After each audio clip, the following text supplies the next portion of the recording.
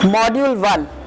I, Dr. Rita Pratap, former head of the department, Drawing and Painting, University of Rajasthan, Jaipur. Today in my first lecture, I am going to give you an overview of Chinese art. China is the third largest country in the world and home to more than 1/5 of the world's population. With the Siberian steppes to the north, tropical jungles to the south, vast deserts to the west, and 2,500 miles of coastline to the east. China is a land of vast geographic and climatic diversity. The numerous mountain chains that dot the Chinese landscape divide the country into distinct northern and southern regions, each with its own geographical features and cultural traditions. The richest farmland lies in the fertile plains and valleys of the Yellow and Vi rivers to the north and Yangtze and Hisi rivers to the south.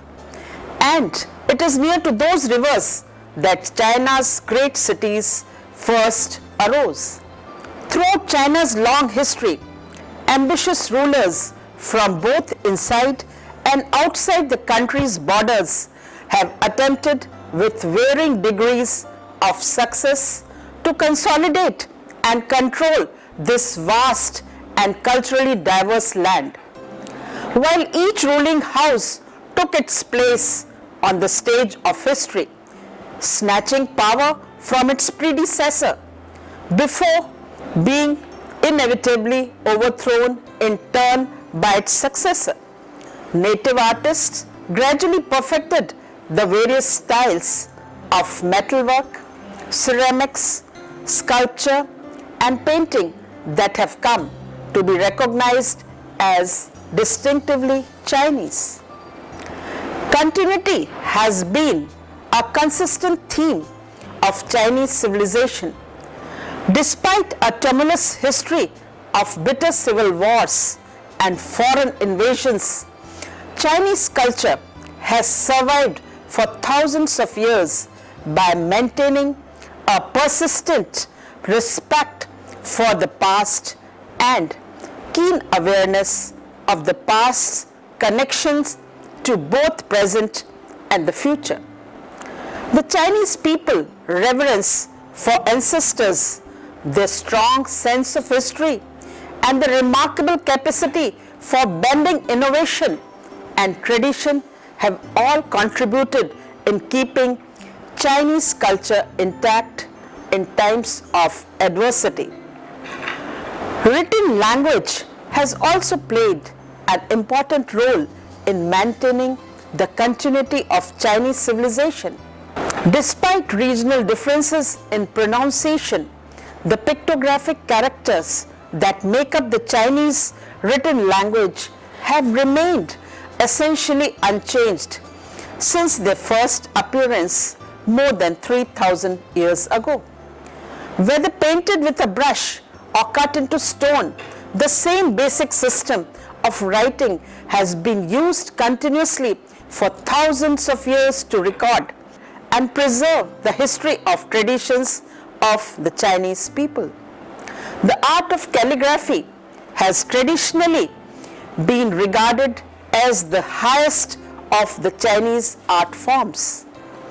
Mastery of the brush, whether used to write a poem or paint a picture, is recognized in traditional Chinese culture as the hallmark of the educated person. The materials and techniques used for practice of calligraphy and painting are essentially the same. The finely pointed Chinese brush is held in an upright position so that the tip of the brush, generally made of goat's hair, is centered over the writing surface.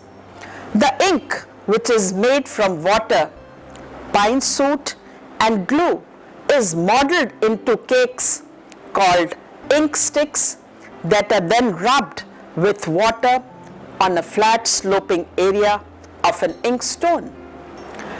Prior to the invention of paper, which is traditionally dated to the year 105 CE, Chinese painter and calligrapher painted mainly on strips of bamboo or on silk, which was cultivated in China over 4,000 years ago. Indeed, the ancient Romans called the China the Silk Lands, and the great trading network that conveyed Chinese silks, ceramics, and other goods across Asia to the Mediterranean was known simply as the Silk Route. Chinese paintings are traditionally mounted either as hanging scroll or hand scroll, both of which are usually kept rolled for storage. The vertical hanging scroll, which was used for figure painting and large-scale landscapes, was intended to be viewed simultaneously by a large group of people. The horizontal land scroll, sometimes interspersed painting with narrative text, was designed to be viewed one section at a time by individuals or small intimate groups. Collection of smaller paintings in circular, oval, rectangle or fan shapes were often pasted into albums that could be spread out and viewed all at once, or viewed as individual pages in a book. Chinese paintings often include a poem or other inscription by the artist, and art collectors sometimes added their own inscriptions called colophons to the paintings they collected. The red seals included at the end of the inscriptions are the signature seals of the artist and collectors. Despite their seeming contradictions, Daoism and Confucianism together provided the philosophical underpinnings of traditional Chinese culture. While Confucianists focused on the individual's duty to conform to the rules of a rigidly hierarchical social order supported by a clearly defined code of moral behavior, Taoists embraced spontaneity and non-conformity in their effort to live in harmony with the indiscernible way known as the Tao. The mystical metaphysic of Taoism and the sober authoritarianism of Confucianism found common ground, however, in their shared concern with living life in harmony and balance. Later, when Buddhism was brought to China from abroad, the Chinese gradually filtered the foreign religion through their native sensibilities and ultimately put a new Chinese face on it. The subtle evolution of Chinese Buddhist art as it gradually distanced itself from its Indian origin provides a graphic illustration of the Chinese talent for incorporating innovations into the seemingly rigid confines of tradition. To understand Chinese culture, it is necessary to understand how traditional Chinese view to mankind's position in the universe differs from that of the Western world.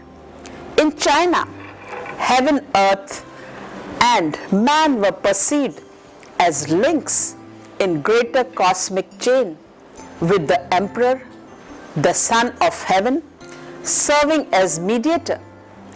In China, nature has traditionally been understood to operate through an ever-shifting balance of life, which is characterized as dark and passive, and yang, characterized as light and active. Where Westerners tend to see a world of contradictory and irreconcilable forces in constant conflict. The Chinese see a subtle interplay of complementary elements gracefully shifting this way and that to maintain their natural balance. In the Chinese worldview, negative and positive are not opposite but complementary. Together, yin and yang give form to one of which all things in nature, including mankind, are equally a part. The story of Chinese art begins with Neolithic period, circa 5000 to circa 1700 BCE. The Shang dynasty from circa 1700 to 1050 BCE. The Zhou dynasty from 1050 to 221 BCE. Many contenders have struggled for control of China during the late Zhou period, also called the period of warring states, that is from 475 to 221 BCE. Before the short-lived Qin dynasty emerged victorious from 221 to 206 BCE. The Han dynasty lasted for more than 400 years from 206 BCE to 220 CE. With collapse of Han Empire from 220 to 618 was a period of disunion and Sui dynasty. The earliest known great masters of Chinese painting and earliest known writings on painting theory date from the 6th dynasty period. Now I shall talk on the 6 principles of Chinese painting. The 6th principle or 6 canons of Chinese painting was established by He Shiho circa 500 to circa 535 CE. He was a writer, art historian and a critic of 5th century China. He is most famous for his 6 points to consider when criticizing or judging a painting. That is Pin Yin Hui Hua Lin Fa, taken from the preface of his book Record of the Classifications of Old Painters, that is Pin Yin Gu Hua Pin Lu. The 6 canons of painting is the earliest of these, that is from 475 to 501 AD. A text of fundamental importance in any study of Chinese painting theory. In this book, he has discussed the 6 technical aspects of Fa, and on these 6 technical aspects, he has cited the 29 famous Chinese artists, which refers to old and ancient practices. The 6 elements that define painting are: firstly, the spirit resonance or rhythmic vitality. In Chinese, it is Shi Yun Sheng Tung, which refers to the flow of energy that encompasses theme, work, and artist.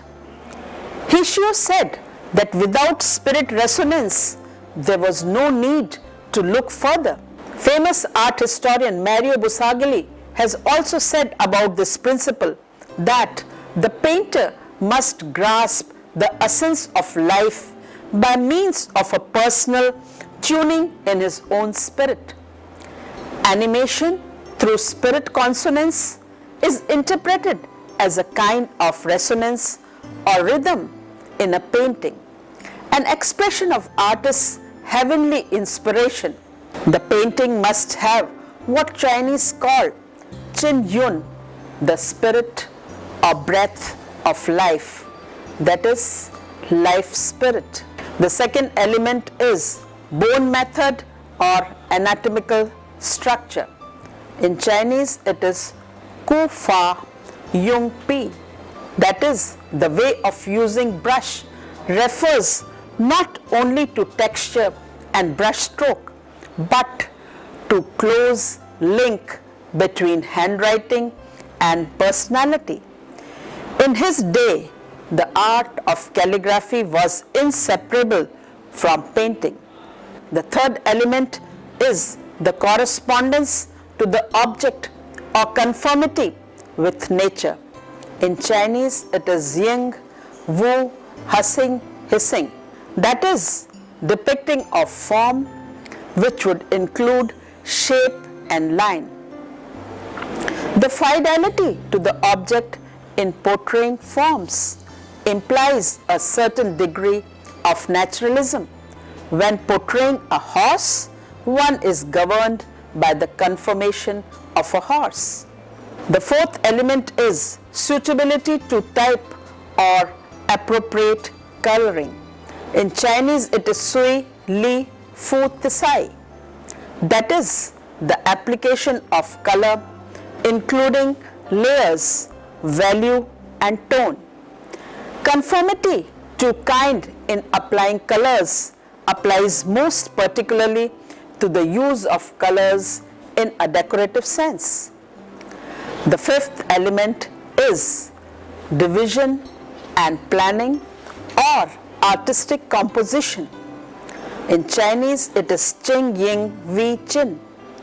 That is, placing an arrangement of elements corresponding to composition, space, and depth, thereby corresponding to the principle and thus, in some degree, to the natural law. The sixth element is transmission or copying or transcribing and copying. In Chinese, it is Chuan Moi Hissi Chu. That is, the copying of models not only from life but also from the works of antiquity. Copying was the discipline by which the painter, through studying the brush of his predecessors, learned to control his own. This was a way of study of allowing one's brush to retrace the inspired hand and arm movements of the great masters. The two main techniques adopted in Chinese paintings are going to be discussed here. The first is Gong Bi. That is, meticulous uses highly detailed brushstrokes that limit detail very precisely. It is often highly colored and usually depicts figural or narrative subjects. It is often practiced by artists working for the royal court or in independent workshops. The second is ink and wash painting. In Chinese, it is Shui Mo, or loosely termed as watercolor or brush painting, and also known as literati painting, as it was one of the four arts of the Chinese scholar official class. This style is also referred to as He Shi Yi or free hand style. After the fall of the short-lived Sui dynasty in 618, the Tang emperor promptly restored order under a centralized Chinese government, and the period known as Tang dynasty, which lasted from 618 to 907 AD. The end of Tang period was a time of great economic and social upheaval in China.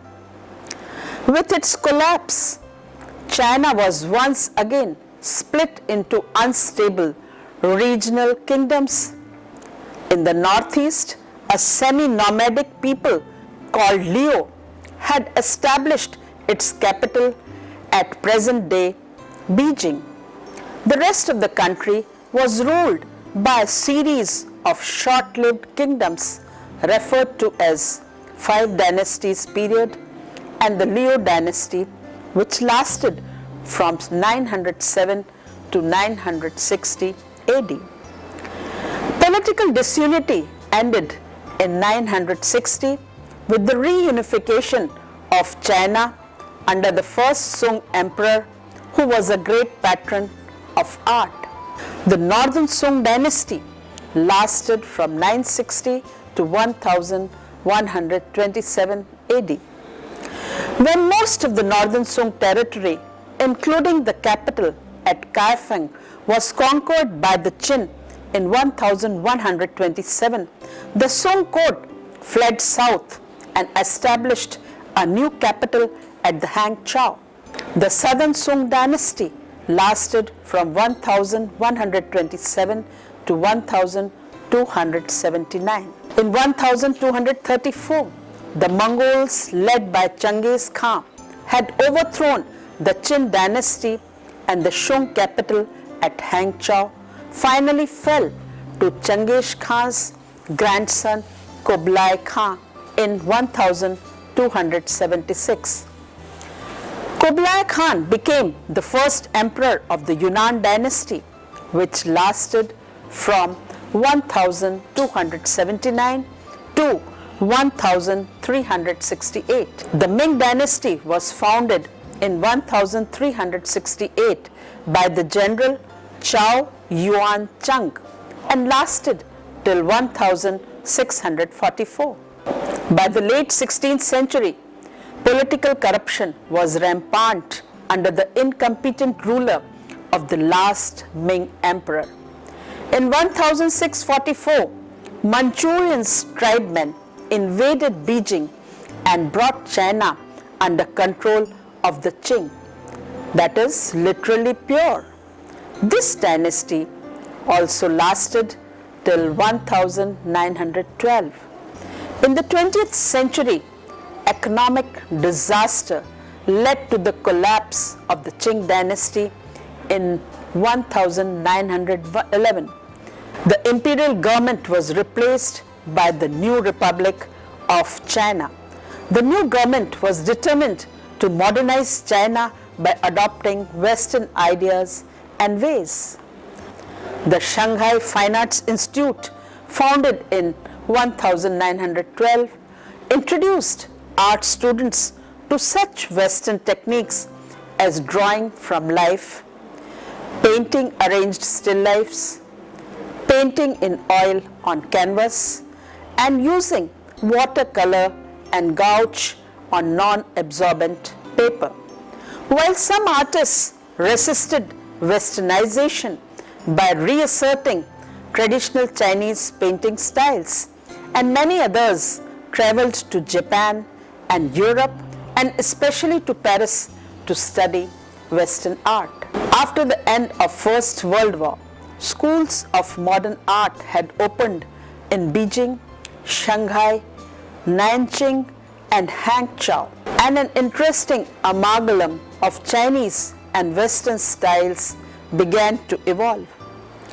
But during the Cultural Revolution, that is 1966 to 1976, universities, art schools, and museums were shut down, and counter-revolutionary artists and scholars were put in prison or exiled to rural communes to be re-educated according to the Communist Party ideology. In 1976, with the death of Mao Zedong, the Cultural Revolution came to an end, and with the death of Deng Xiaoping in 1997, a new generation takes over the reins of government as China enters the 21st century. China is the third largest country in the world. Despite a tumultuous history of bitter civil wars and foreign invasions, Chinese culture has survived for thousands of years. Written language has also played an important part in maintaining the continuity of Chinese civilization. The art of calligraphy has traditionally been regarded as the highest of all Chinese art forms. Mastery of brush, whether used for writing a poem or paint a picture, was important. Strips of bamboo and silk were the base for painting.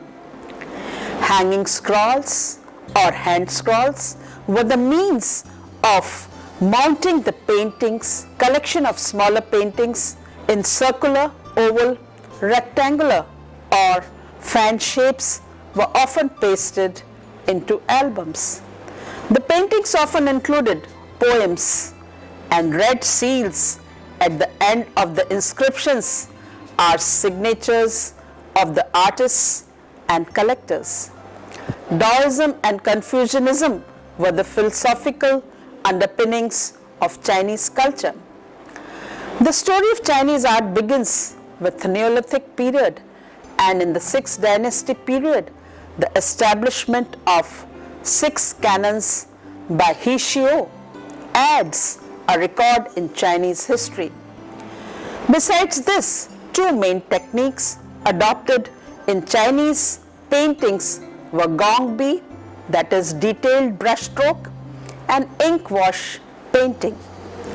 The last dynasty, the Qing dynasty, lasted till 1912. In the 20th century, the new government tried to modernize China by adopting Western ideas. Modern art schools had opened and an amalgam of Chinese and Western styles began to evolve. But during Cultural Revolution, that is from 1966 to 1976, all art activities were shut down and according to Communist Party ideology were re-educated. After 1997, the new generation has taken over the reins of government as China enters the 21st century.